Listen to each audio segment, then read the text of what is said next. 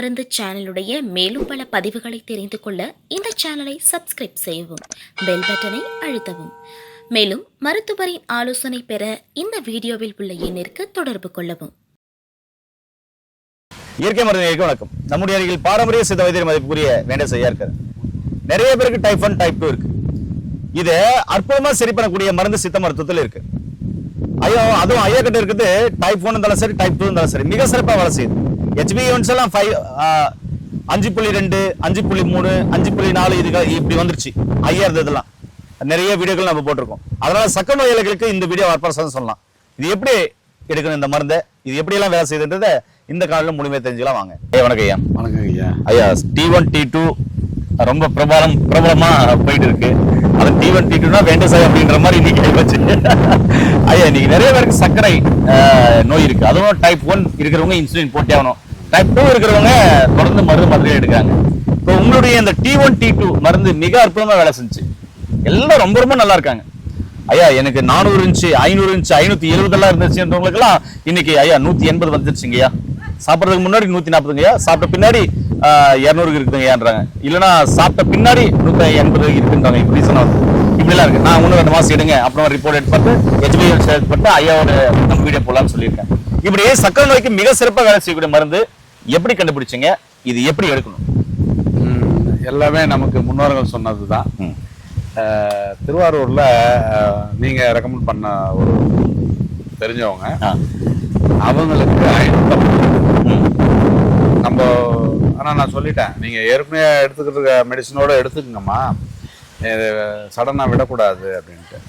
ஒரு நாள் விட்டு ஒரு நாள் எடுத்துக்கிட்டு இதை கூட எடுத்துக்கோங்க அப்படின்ட்டு. அவங்க ஆனால் ஸ்டெப்னா தேவையே இல்லைன்ட்டு அந்த பிகினிங் ஆரம்பிச்சதுல இருந்து இப்போ 2 மாசம் ஆயிடுச்சு. 350 வந்து ஏற்கனவே எடுத்துட்டு மருந்தெல்லாம் நிப்பாட்டிட்டு நான் சொன்னா கூட கேட்கல. அவங்க தைரியமா 2 மாசம் தொடர்ந்து நம்ம இந்த கஷாயத்தையும் T1 T2 மட்டும் பத்தியம் இருந்துக்கிட்டு நம்ம சொன்ன உணவு முறையில வந்து இப்போ 350 வந்திருக்கு.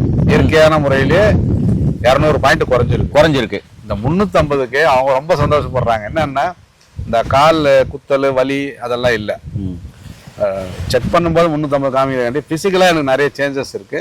எனக்கு எந்த உபத்திரவும் இல்லை. நைட்டில் அடிக்கடிக்கு அந்த யூரின் ஏந்து போகிறது அதெல்லாம் இல்லை. எல்லாமே நார்மலாக இருக்கு. நம்பர் தான் அவ்வளோ காமிக்கிறே கண்டி. ஃபிசிக்கலாக நான் நல்லா தயாராகிட்டேன். எனக்கு இதுக்கு மேலே அது தேவையே இல்லை. சரி, அப்போ இது ஒன்று ஒரு 3-4 மாதம் எடுங்க. நார்மலுக்கு வந்தோன்னா நம்ம கட் பண்ணிக்கலாம் வேண்டாம் அப்படின்ட்டு. அந்த மாதிரி அந்த தைரியம் தான் சர்க்கரைக்கு பலம். நீங்க தைரியத்தை விட்டுட்டீங்க, பயம் வந்துருச்சுன்னா சர்க்கரை அதிகமாகணும். அதனால தைரியமா எடுங்க. அது ஒரு நாள் விட்டு ஒரு நாள் அந்த மருந்துகளை எடுத்துக்கிட்டு நீங்க கூட இதை எடுத்துக்கலாம், தவறு இல்லை. கொஞ்சம் கொஞ்சமா நீங்க எவ்ரி வீக் இல்லை மந்த்லி ஒன்ஸ் செக் பண்ணும்போது நார்மலுக்கு வருதா, டோசேஜ் அதை கொஞ்சம் கொஞ்சமாக குறைச்சிட்டு விட்டுருங்க. ஒரு காலகட்டத்துக்கு அப்புறம் நம்ம மருந்துகளையும் நீங்க விட்டுடலாம். தொடர்ந்து வாழ்நாள் முழுக்க எடுக்கணுங்கிற அவசியம் கிடையாது, அது ஏற்படாது. நல்லா தைரியமா எடுத்துக்கங்க. ஏன்னா நிறைய பேர் கேட்குறாங்க 300 இருக்குது 400 இருக்குதுன்ட்டு. இயற்கையான முறையில் நம்ம சரி பண்ணும்போது ஒரு 50 பாயிண்ட் 100 பாயிண்ட் அப்படியே குறைஞ்சிரும். அதுக்கப்புறம் நம்ம மருந்து இல்லாமல் வாழ முடியும். அதுதான் இதோட மருந்து. நீங்கள் ஆங்கில மருந்துகளும் எடுக்க வேண்டாம், நம்ம மருந்தும் எடுக்க வேண்டாம். வாழ்நாள் முழுக்க சாப்பிட்றது நம்ம நோயாளி கிடையாது. அதனால தைரியமா எடுத்துக்குங்க. கொஞ்சம் கொஞ்சமா விட்டுருங்க, சடனா விட வேண்டாம். ஏன்னா எப்படி இருந்தாலும் யாராச்சும் நம்ம தைரியமா இருந்தாலும் பக்கத்துல இருக்கிறவங்க விட்டுட்டியா, அப்படியா, இப்படி ஆயிடும் அப்படி ஆயிடும்னு பயமுறுத்துவாங்க. அதுக்காக நீங்க கொஞ்சம் கொஞ்சமா ஸ்லோ டவுன் பண்ணி விட்டுருங்க. அதுக்கப்புறம் நம்ம மருந்துகளையும் தவிர்த்திடலாம். தேவைப்படாது. ஐயா, இந்த மருந்து எப்படி சாப்பிடணும் ஐயா? நம்ம வழக்கமா சொல்றதுதாங்க ஐயா. இந்த கஷாயம் வந்து 300 ml தண்ணிக்கு 10 கிராம் 2 டீஸ்பூன் அளவு போட்டு 100 ml சுண்டை காய்ச்சி வடிகட்டி 50 ml காலை 50 ml மாலை 2 வேளை வெறும் வயிற்றுல எடுத்துக்கோங்க.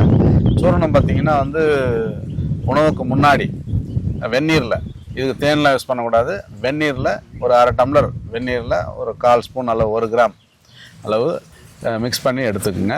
சாப்பிட்டுட்டு தான் சாப்பாடுலேயே கை வைக்கணும். காலை மாலை 2 வேளை எடுத்துக்கலாம். இது தொடர்ந்து எடுத்துகிட்டு வரலாம், தொடர்ந்து எடுக்கலாம். இது கூட நீங்கள் ஆங்கில மருந்துகளும் எடுக்கலாம். ஆனால் செக் பண்ணிவிட்டு பீரியாடிக்காக செக் பண்ணுங்கள். குறைய குறைய குறைய அந்த டோசேஜை குறைச்சிட்டு வாங்க. அந்த மருந்தும் இருக்கக்கூடாது, நம்ம மருந்தும் இருக்கக்கூடாது. நம்ம கான்செப்ட் அதுதான். வாழ்நாள் முழுக்க சாப்பிடணுங்கிற அவசியம் இல்லை. ஏன் நண்பர்களே, சக்கரை நோய்க்கு ஒரு வரப்பிரசாதம் சொல்லலாம். கொடுத்து எல்லாருக்குமே நல்ல ரிசல்ட். HbA1c நார்மல் ஆயிடுச்சு. இன்னைக்கு நிறைய பேர் கொடுத்த பெரும்பாலும் யாருமே மருந்து எடுக்கிறது. அதனால இந்த மருந்து நான் உங்களுக்கு கண்டிப்பா ரெக்கமெண்ட் பண்ணுவேன். நீங்க எடுக்கிற மருந்துகளோட இதை கண்டிப்பா சேர்த்து எடுத்துட்டு வாங்க. சக்கரை நோய் உள்ள எல்லா பேஷண்ட்டுக்கும் இந்த வீடியோ ஷேர் பண்ணுங்க. மீண்டும் இந்த சந்திக்கலாம். நன்றி, வணக்கம். வணக்கம் ஐயா.